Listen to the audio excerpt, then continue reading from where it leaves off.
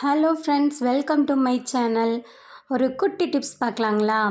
பிரியாணிக்கு கண்டிப்பாக இஞ்சி பூண்டு பேஸ்ட்டு தேவை. ஸோ அதை நம்ம எந்த மெஷர்மெண்ட்டில் எடுக்கிறோம், அரைக்கிறோம் அப்படிங்கிறது தான் மேட்ரே. ஏன்னா நம்ம பூண்டு ஜாஸ்தியாக போனாலும் இஞ்சி ஜாஸ்தியாக போனாலும் அதோட டேஸ்ட்டே மாறிடும். ஸோ நம்ம இதை அரைச்சி வச்சாலும் பார்த்திங்கன்னா அது ஒரு மாதிரி கலர் மாதிரி பச்சை கலரில் ஆகிடும், இல்லைனா தண்ணி விட்ட மாதிரி சலசலன்னு ஆகிடும்.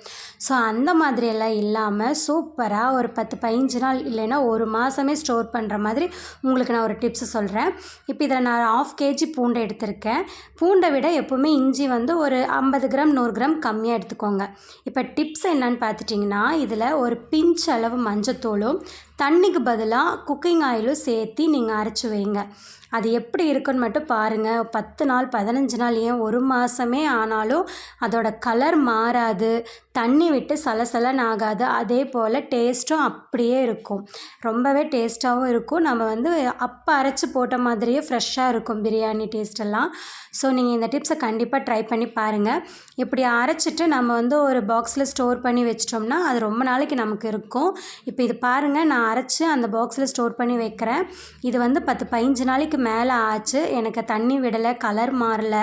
ஸோ அப்படியே இருக்குது. இந்த டிப்ஸ் உங்களுக்கு பிடிக்கும்னு நினைக்கிறேன். பிடிச்சிருந்தா நம்ம சேனலை லைக் பண்ணுங்கள், ஷேர் பண்ணுங்கள், மறக்காமல் சப்ஸ்கிரைப் பண்ணிடுங்க. தேங்க்யூ.